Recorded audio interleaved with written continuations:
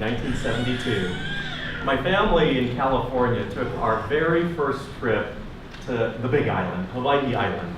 It was actually our only trip that we went together as an entire family when I was young. I couldn't believe I was actually going to go to Hawaii and meet my relatives, my cousins that I had never met before, and great aunts and great uncles, and so on and so forth. But there was something that happened on that trip that was entirely unexpected. It just so happens that the president at the time, Richard Nixon, was in Hawaii on an official visit. And while he was doing something really important, meeting with people, his wife, Pat Nixon, was at Liliuokalani Park on Hilo Bay, and my family just happened to be there right when she was there. Oh. So, since we were there, we saw a huge crowd over in one area, we thought we'd go over and see if we could actually get a glimpse of the First Lady. Well, of course, it was all roped off, and we thought, oh, we might not be able to get very close, but we found a little area way far away from where the First Lady was going to walk out, and we thought, let's just get there and get right up against the rope and see if we can see her.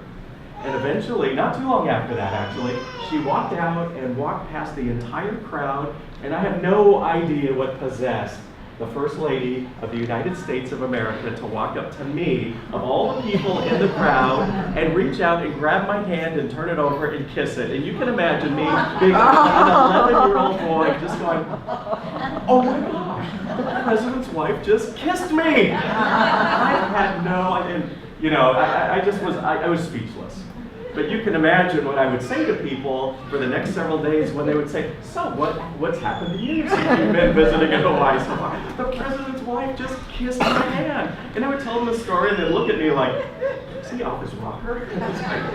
She didn't do that. But they would look at my parents and they would go, that's what happened.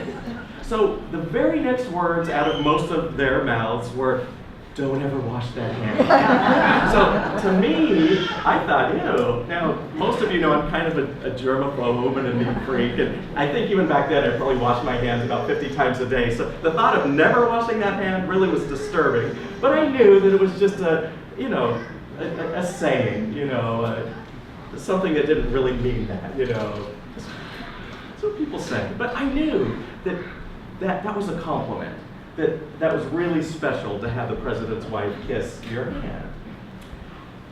So, about 3 weeks later, I was back in California. And boy, was I in for a surprise when my mom's friends would ask me, so how was your trip to Hawaii? And first thing out of my mouth, the president's wife kissed my hand. And their reaction was very different from my relatives on the Big Island.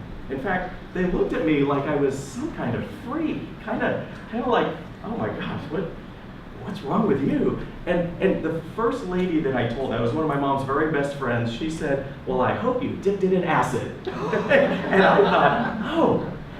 And I had some interesting conversations with my mom that time, and I said, Mom, I don't get it. Why was everybody in Hawaii so happy that the president's wife kissed my hand, and everybody here thinks, oh my gosh, you've been cursed?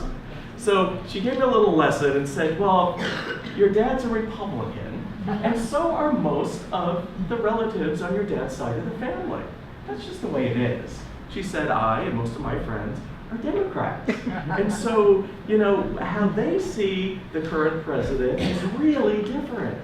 And as she explained to me a little bit about the Vietnam War and so on and so forth, and what she believed and what my dad believed, I remember thinking, and I even said out loud, oh my gosh, how could the two of you be married? And she said, your father and I have a lot of things we don't agree on.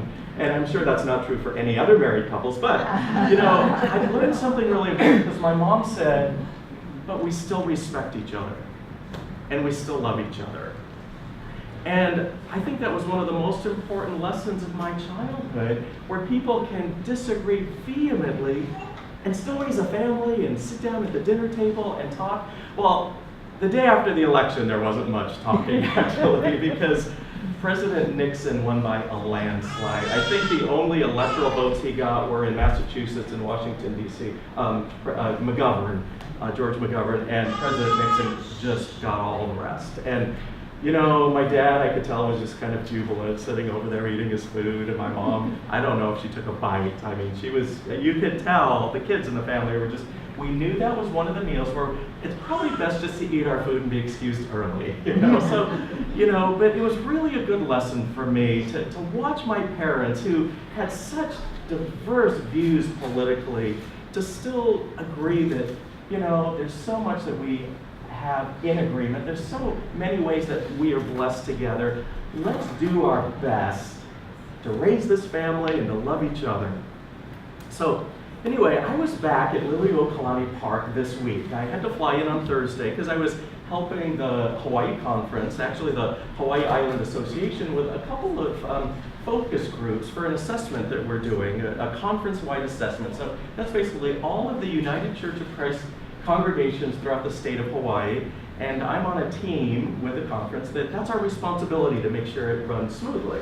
So I volunteered to go over for a Thursday evening focus group and a Saturday morning focus group.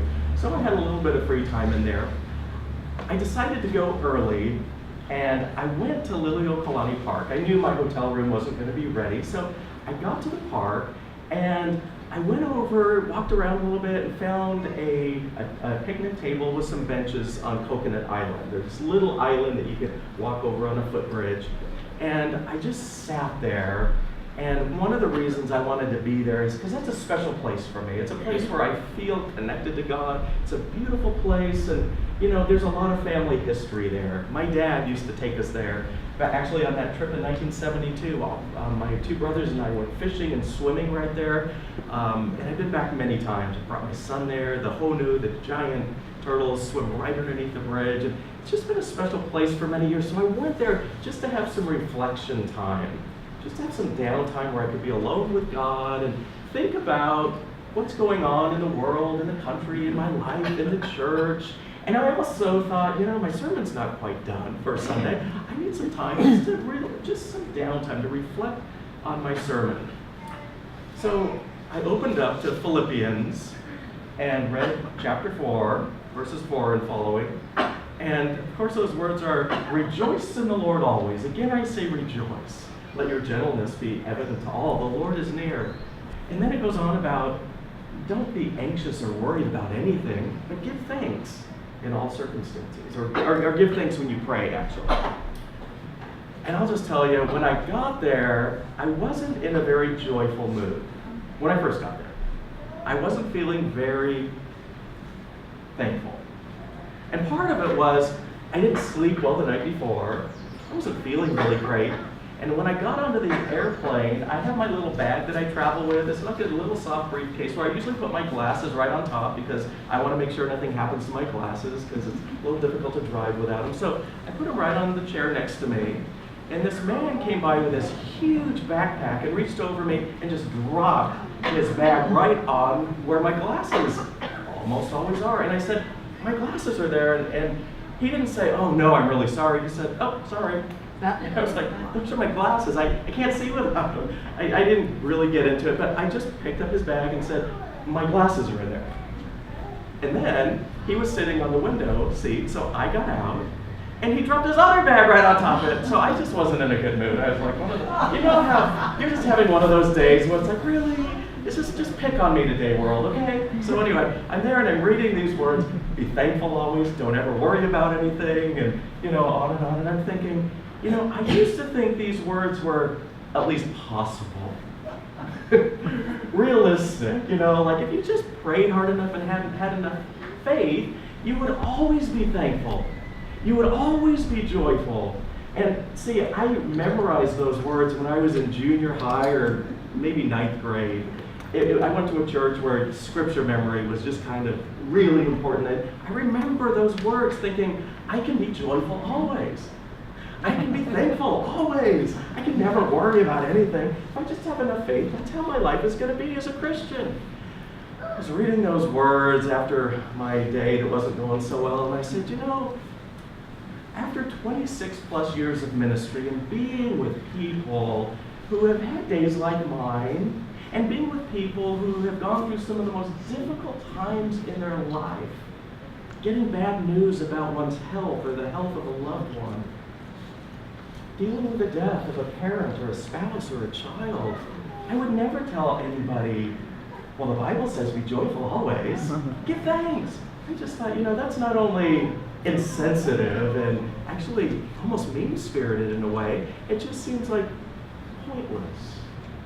So as I wrestled with those scriptures, as I had my time alone with God, I said, it seems to me like gratitude and joy are places to keep continuing going back to. It just seemed unrealistic to always be joyful, always be thankful, and always just say, God's got it all under control. I'm going to be happy all the time. So it occurred to me as I was sitting there that right behind me, I could hear the waves gently lapping against the water. It was probably the most beautiful day I've ever seen in Hilo. If you know Hilo at all, some people have said it's the rainiest city on earth. I mean, it's just always cloudy, always rainy.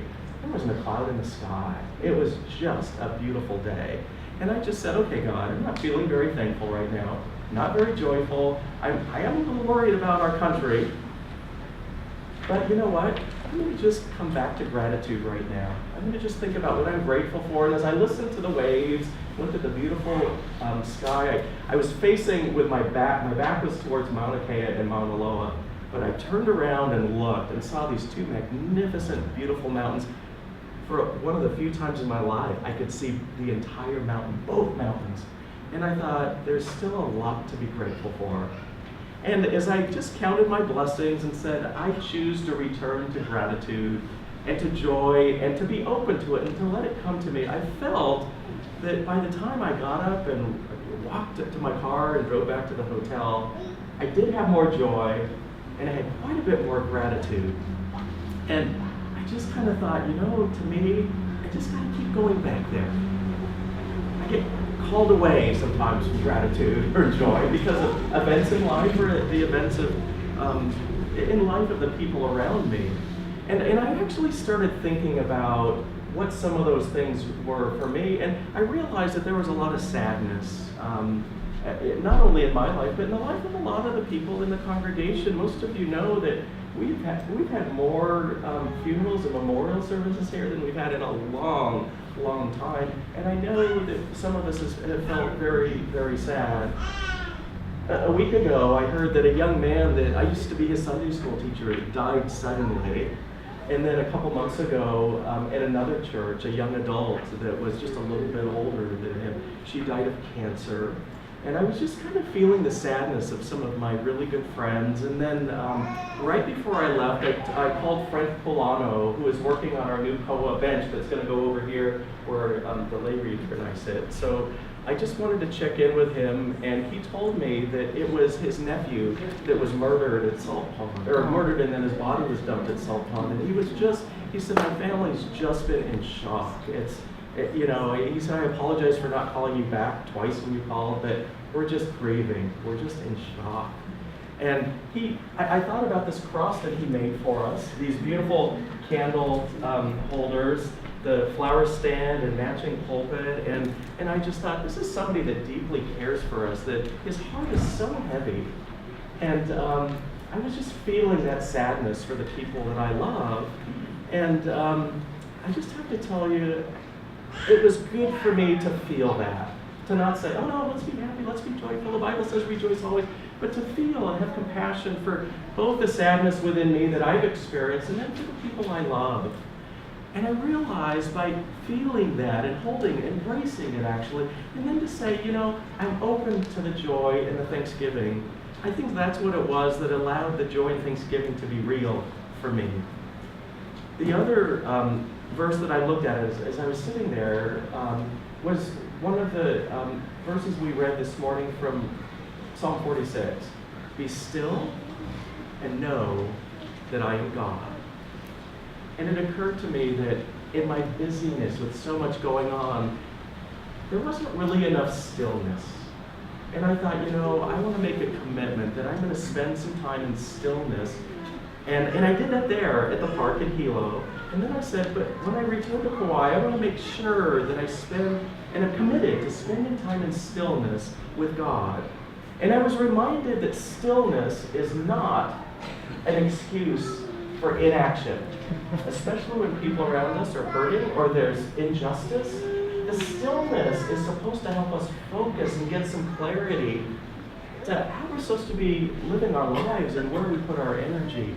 So I sat there in this stillness for a while, listened to the waves, looked out at the beautiful blue sky and the ocean, and thought about some of the things that I might do, actually, for the church, maybe for our country. But it was really a good time for me just to be still. And it reminded me again that stillness is also a place that we return to. We can't always be still. We have to get up and act sometimes. But just like gratitude and just like joy, stillness is a place to return to over and over and over and over again. And I think I've gotten better at that over the years. I think I've got a long ways to go. But I also wonder, if we practice that enough, can we always carry that with us? I don't know. I haven't been there yet. Like I said, I've got a long ways to go. But I hope each of us will return to joy as often as possible and feel the joy as we're able to. And that we will return to gratitude and thanksgiving and just be as thankful as we're able to be. And also to return to that still place in our lives and wherever it is that you go, where each of us goes, just to be still, to wait on God and to listen to God's voice and to get some clarity about why we're here, what our gifts are, and how we might share those gifts with the world. And in the spirit of stillness, I invite you one more time just to have a moment of silence as we think about the still places in our lives and what God might be speaking to us. Let's have just another moment of silence.